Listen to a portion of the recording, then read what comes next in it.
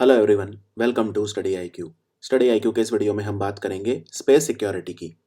ये एक काफ़ी इम्पॉर्टेंट टॉपिक है स्पेस सिक्योरिटी। और इसमें आपसे क्वेश्चन किसी भी तरह से आ सकता है डिस्क्रिप्टिव में। ये बेसिकली हम डिस्क्रिप्टिव के लिए कर रहे हैं IBSCIO 2 एग्ज़ाम के टीयर 2 या मेंस एग्ज़ाम के लिए। सो आइए वीडियो को स्टार्ट करते हैं। इससे पहले 5 वीडियो मेरे आ चुके हैं IBSCIO के लिए। ये 6th वीडियो है हमारी IBSCIO की सीरीज़ में। और 30 मार्क्स का जो आपका डिस्क्रिप्टिव ऐसे आएगा, तो उसमें इस क्वेश्चन को कैसे भी पूछा जा सकता है। या तो ये पूछ सकते हैं कि स्पेस सिक्योरिटी के ऊपर कमेंट करिए इंडिया की, या फिर ये पूछ सकते हैं कि भारत का जो स्पेस प्रोग्राम है उसके ऊपर लिखिए, या एक बदलती दुनिया में in a evolving world how India compares या how India space security compares vis-a-vis other countries, right. तो इनमें किसी भी टॉपिक पे अगर स्पेस से रिलेटेड आए तो इस वीडियो को देखने के बाद आप उस पर काफ़ी ज़्यादा लिख पाएंगे। देखो, भारत का जो स्पेस प्रोग्राम है वो दुनिया के सबसे पुराने स्पेस प्रोग्राम्स में से है। 50 साल से ज़्यादा पुराना हमारा स्पेस प्रोग्राम है। और इंडियन स्पेस रिसर्च ऑर्गेनाइजेशन हमारी स्पेस एजेंसी है।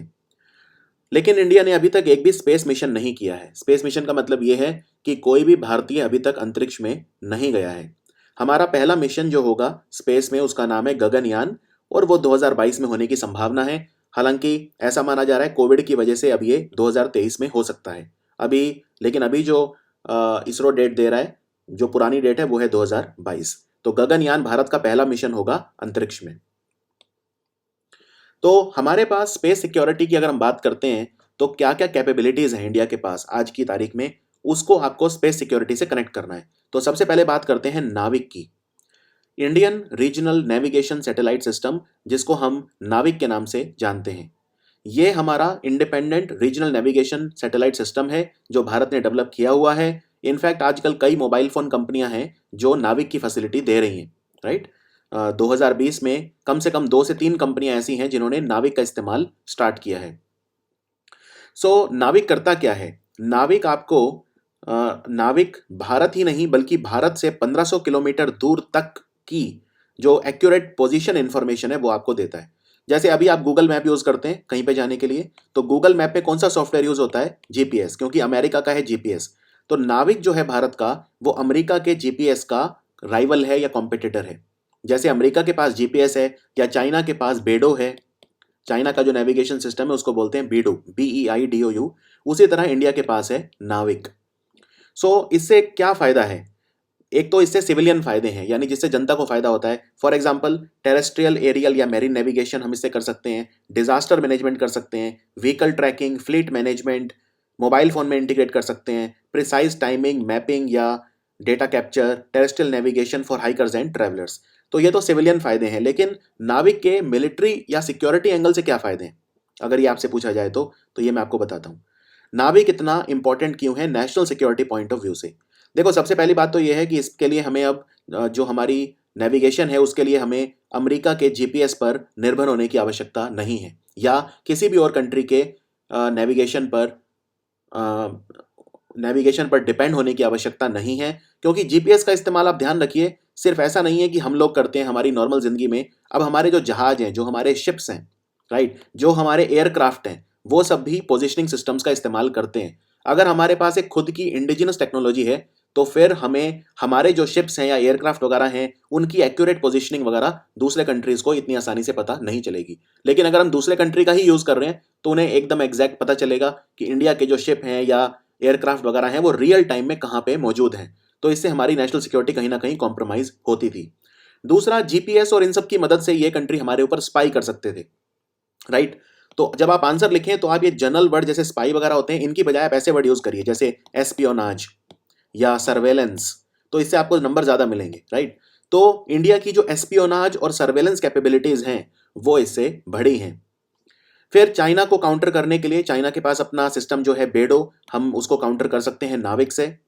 हमारी भारत की खुद की स्पाइंग कैपेबिलिटीज या एस्पियोनाज कैपेबिलिटीज इससे डेवलप होती हैं। जो नाविक है that is India's I in the sky, यानी भारत में वो भारत की एक तरह से जो आंख है उसका काम करता है अंतरिक्ष में। It is India's I in the sky.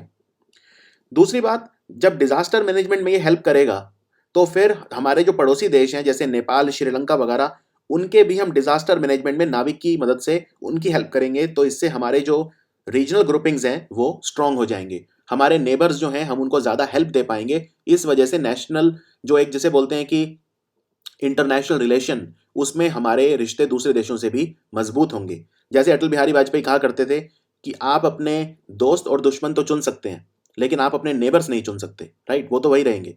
सो इससे हम स्ट्रॉन्ग रीजनल ग्रुपिंग्स जो है वो डेवलप कर सकते हैं, नाविक की कैपेबिलिटीज दूसरे कंट्रीज को सप्लाई करके। तो ये तो है नाविक। अब आते हैं दूसरी बहुत इंपॉर्टेंट चीज पे, जो है मिशन शक्ति। देखो, मार्च 2019 का महीना था जब भारत ने एक टेस्ट करके पूरी दुनिया को चौंका दिया, और वो क्या है? वो है मिशन शक्ति। मिशन शक्ति मतलब ए सैट। ए सैट मतलब एंटी सैटेलाइट। भारत के पास आज की तारीख में ये कैपेबिलिटी भी है कि वो अंतरिक्ष में दूसरे कंट्रीज की जो सैटेलाइट है उसको डिस्ट्रॉय कर सके। ये बहुत इंपॉर्टेंट है। मान लो कोई कंट्री है जो सैटेलाइट की मदद से हमारे देश के ऊपर स्पाइंग कर रहा है, क्या हम उस देश की वो सैटेलाइट डिस्ट्रॉय कर सकते हैं? तो भारत जो है वो दुनिया में सिर्फ चौथा कंट्री है जिसके पास ये कैपेबिलिटी है, और ये था मिशन शक्ति। तो इसी के साथ भारत अब एक proper space warfare capabilities India के पास आ गई हैं। एंटी सैटेलाइट टेस्ट जो हमने किया था मार्च 27 2019 को किया था, इसमें हमने इंडिया जो है उसने सक्सेसफुली हमने एक सैटेलाइट को शूट किया था लोअर अर्थ ऑर्बिट में और उसको डिस्ट्रॉय कर दिया था। इसी के साथ भारत चौथा कंट्री बना दुनिया में, रशिया, अमेरिका और चाइना के बाद, जिसके पास स्पेस वॉरफेयर कैपेबिलिटीज आ गई हैं। सो मिशन शक्ति जो है ये एक जॉइंट प्रोग्राम है डीआरडीओ और इसरो का। अब आते हैं तीसरी चीज पे। तो आपने देखा एक तो नाविक हो गया, इसमें दूसरा हमारा जो मिशन शक्ति है, एंटी सैटेलाइट कैपेबिलिटीज हमारे पास है, और तीसरा है कमर्शियल आर्म, यानी इसरो जो है वो फॉरेन एक्सचेंज अर्न कैसे करती है। जैसे मैं एक एग्जांपल देता हूं, अभी इसरो ने एक महीने पहले अर्थ ऑब्जर्वेशन सैटेलाइट लॉन्च किया था EOS-01, राइट? इसमें PSLV C49 का यूज किया था इन्होंने, लेकिन साथ ही साथ उन्होंने दूसरे कंट्रीज के भी 9 सैटेलाइट्स लॉन्च किए थे, राइट? जैसे लिथुएनिया, लग्जमबर्ग और अमेरिका के सैटेलाइट्स लॉन्च किए थे। टोटल इनकी संख्या थी 9। तो जब ये सैटेलाइट इसरो ने लॉन्च किए, जैसे अब मैं एग्जांपल देता हूं, फरवरी 2021 में यानी अगले महीने इसरो ब्राजील का एक सैटेलाइट लॉन्च कर रहा है जिसका नाम है अमेजोनिया-1।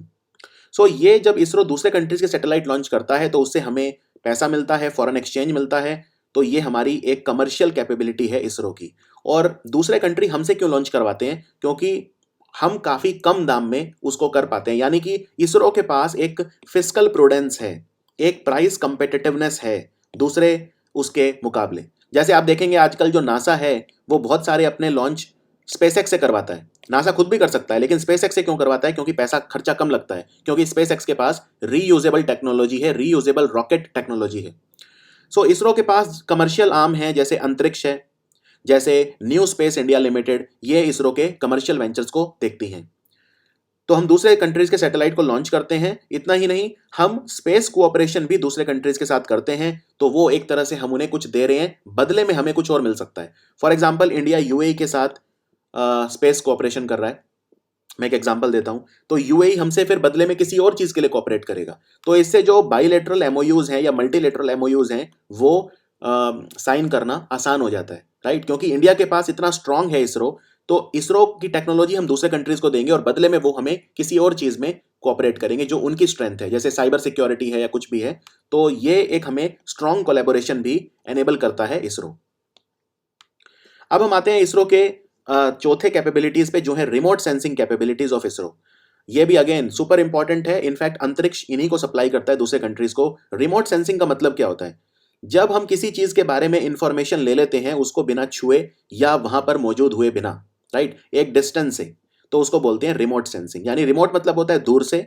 अब ये एक चीज है, ये कोई अंतरिक्ष में कोई चीज है, हमें इसके बारे में इंफॉर्मेशन चाहिए, तो हम इसके ऊपर नहीं जा सकते और इसके पास भी नहीं जा सकते, लेकिन दूर से हम सैटेलाइट से क्या करेंगे, इससे जो भी किरणें निकल रही हैं या इससे जो एनर्जी रेडिएट हो रही है हम उसको स्टडी करेंगे। तो ये हम करते हैं रिमोट सेंसिंग में।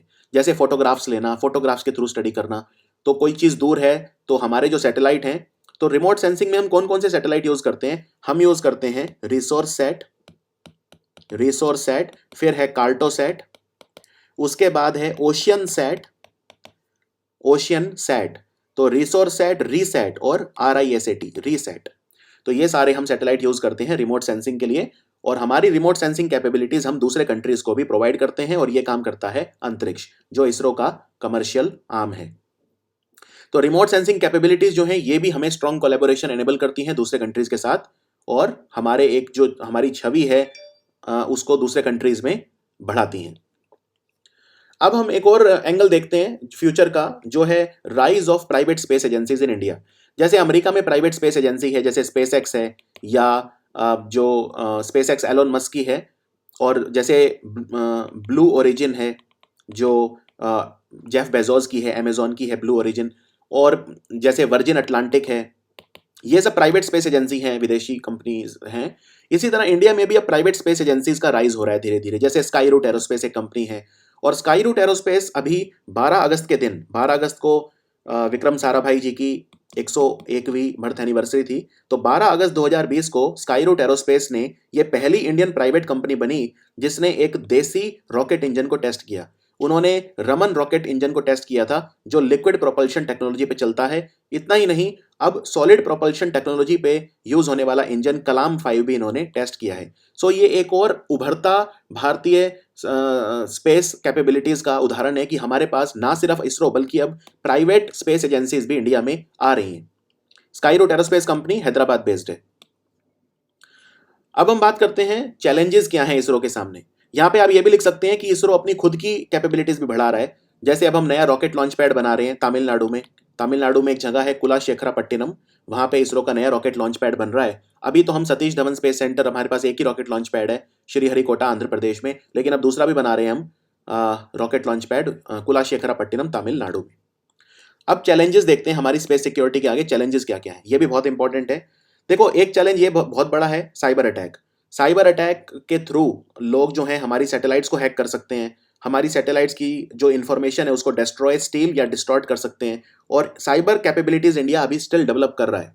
तो ये एक बड़ा थ्रेट है। दूसरा थ्रेट ये है कि जो दूसरे कंट्री हैं उनसे हमें बैकलैश मिलेगा। जैसे जैसे इंडिया एक स्पेस पावर बनेगा, वैसे वैसे जो दूसरे कंट्री हैं, खास तौर पे जो हमारे एलाइज टाइप हैं, जैसे अमेरिका, आजकल अमेरिका को हम अपना ऑलमोस्ट एन एलाई कह सकते हैं। तो अमेरिका ने, जब हमने एसैट टेस्ट किया था तो अमेरिका ने काफ़ी कंसर्न जताए थे। अमेरिका ने कहा कि एसैट टेस्ट के समय इंडिया ने जो सैटेलाइट को डिस्ट्रॉय किया था टेस्ट करने के लिए, उसका जो डेब्री है, डेब्री मतलब होता है जब आप एक सैटेलाइट को डिस्ट्रॉय करते हैं तो उसका जो कचरा होता है, उसका जो वेस्ट होता है, वो स्पेस में घूमता रहता है। तो अमेरिका ने कहा कि आपने ये सैटेलाइट को डिस्ट्रॉय किया, उसका जो डेब्री है उससे दूसरे सैटेलाइट्स डिस्ट्रॉय हो सकते हैं क्योंकि वो अंतरिक्ष में। तो space junk, space debris, space में जो कचरा है, स्पेस वेस्ट, वो बढ़ रहा है, राइट। और इनफैक्ट 40% जो कचरा है दुनिया का स्पेस में, वो अमेरिका की वजह से है। अमेरिका के इतने सारे सैटेलाइट्स हैं, तो दूसरे जो कंट्रीज हैं उनकी वजह से एक बैकलैश कहीं ना कहीं आ सकता है। दूसरा, स्पेस वेपनाइजेशन बहुत बड़ा खतरा है। स्पेस वेपनाइजेशन, हालांकि यूनाइटेड नेशंस की एक ट्रीटी है 1967 में साइन हुई थी जिसका नाम है आउटर स्पेस ट्रीटी। इंडिया इसको सपोर्ट करता है। आउटर स्पेस ट्रीटी ये कहती है कि जो कंट्रीज हैं उन्हें स्पेस का इस्तेमाल सिर्फ पीसफुल पर्पजेस के लिए करना है, राइट। पीसफुल पर्पजेस के लिए, उसको वेपन, एक वेपन की तरह नहीं बनाना है। लेकिन अमेरिका ऐसा नहीं कर रहा है। अमेरिका ने इनफैक्ट अभी अपना स्पेस फोर्स बनाया है। अमेरिका ने स्पेस फोर्स बनाया है जिसको अमेरिका कह रहा है कि उसकी वो 6th लाइन ऑफ अटैक है। जैसे अमेरिका के पास आर्मी, नेवी, एयरफोर्स, मैरीन और कोस्ट गार्ड, और अब 6th स्पेस फोर्स बना दी है। इसके लिए डोनाल्ड ट्रंप ने एक नाम भी रख दिया है, गार्डियंस। इनको गार्डियंस कहा जाएगा, और ये एक तरह से वेपनाइजेशन की तरफ एक कदम है। इस पे बाकी कंट्रीज ने भी एतराज किया है क्योंकि अमेरिका स्पेस फोर्स बना रहा है तो सीधी सी बात है अगला रशिया होगा जो स्पेस फोर्स बनाएगा, उसके बाद फिर चाइना और इंडिया होंगे। तो स्पेस वेपनाइजेशन भी एक बहुत बड़ा चैलेंज है। इंडिया अभी काफी पीछे है इस कैपेबिलिटी में। इंडिया के पास कोई स्पेस फोर्स नहीं है, इनफैक्ट अमेरिका के अलावा किसी कंट्री के पास नहीं है। अमेरिका कह रहा है कि 2024 तक उनकी पूरी स्पेस फोर्स तैयार हो जाएगी।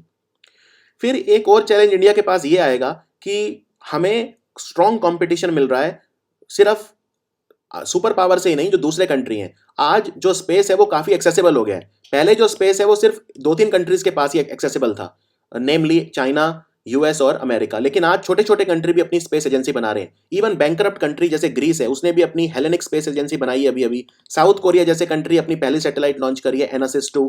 तो छोटे छोटे कंट्रीज भी स्पेस में अपनी सैटेलाइट डाल रहे हैं खुद ही। तो उससे भी एक कंपटीशन है। तो इंडिया को लगातार इनोवेशन करना होगा to remain ahead in the race. ये एक बहुत बड़ा चैलेंज रहेगा इसरो के सामने कि इसरो कैसे, जो इसरो को कंपेटिटिव एडवांटेज है उसको मेंटेन करता है, क्योंकि स्पेस अब बहुत ज्यादा एक्सेसिबल हो गया है। इवन मिडल ईस्ट के कंट्री अब स्पेस मिशन कर रहे हैं। हमने देखा कि यूएई जो है उसने अपना अभी अभी मिशन किया था, होप मिशन किया था, मार्स मिशन जो है इनका, होप प्रोब या अल अमल किया था। तो ये एक इंडिया के सामने चैलेंज रहेगा कि इंडिया ने मार्स मिशन किया हुआ है, मंगलयान ये सब किया हुआ है, लेकिन लगातार इनोवेशन जो है इंडिया को करना होगा।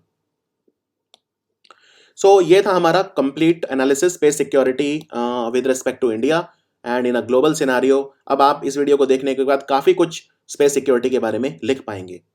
कल मुझे बच्चों ने मैसेज किया था कि मैं और भी टॉपिक कराऊं, तो मेरा जो तीसरा वीडियो आएगा इस कड़ी में वो आएगा साइबर सिक्योरिटी को लेकर। अगेन एक सुपर इंपॉर्टेंट टॉपिक है आज के समय में, साइबर वॉरफेयर, जिसको हम फिफ्थ डायमेंशन बोलते हैं वॉरफेयर का, और स्पेस को बोलते हैं फोर्थ डायमेंशन। ठीक है, fourth dimension of warfare. So cyber security के ऊपर मैं अगले वीडियो में चर्चा करूंगा। ये वीडियो आपको कैसा लगा, और मैं चाहता हूं कि मैंने अब इतना आपको ये चीज़ें बताई हैं, तो अब आप 200 वर्ड्स में एक ऐसे लिखो नीचे। और कल भी मैंने जो आपने ऐसे लिखे थे, जो मैंने टॉपिक दिया था इंडिया सिक्योरिटी चैलेंजेस, मैंने चेक किए हैं, खुद पढ़े हैं, और मैं अपने कमेंट भी उन पे करने वाला हूं। लेकिन आपको सिर्फ अगले 48 घंटे के अंदर ये कमेंट करने हैं। दूसरी बात, 9 जनवरी का जो दिन है वो लास्ट डे है जब आप IBSEIO का फॉर्म भर सकते हैं। तो मैं आपको स्ट्रांगली एनकरेज करूंगा कि आप IBSEIO का फॉर्म भरें, और इसके फायदे मैंने आपको ऑलरेडी बता दिए हैं। इस जॉब के 2000 वैकेंसी हैं, बम्पर वैकेंसी इस बार आई हैं। तो 9 जनवरी लास्ट डेट है इस फॉर्म को भरने के लिए। सो इसी के साथ मैं चलता हूं। आपको करंट अफेयर्स का भी ध्यान रखना है। करंट अफेयर जो है हमारे पेड कोर्स भी आता है इसके लिए एक, वैसे फ्री मटेरियल भी बहुत हम दे रहे हैं। मेरी ये सीरीज है, डॉक्टर विपिन गोयल की सीरीज है, और एक हमारे फैकल्टी हैं अमित कुमार, वो फ्री में पूरा इंटरनल सिक्योरिटी पढ़ा रहे हैं। तो हमारा फ्री कोर्स भी चल रहा है, लेकिन एक पेड कोर्स भी है। और पेड कोर्स में जो इंटरनल सिक्योरिटी पढ़ाया है वो IAS ऑफिसर नीरज टिब्रेवाल ने पढ़ाया है। Again very comprehensive course. इसमें मेरे बेस्ट 300 और बेस्ट 500 क्वेश्चंस भी मैंने डलवा दिए हैं करंट अफेयर्स के। सो मिलते हैं फिर साइबर सिक्योरिटी वाले वीडियो में। Thank you for watching study IQ।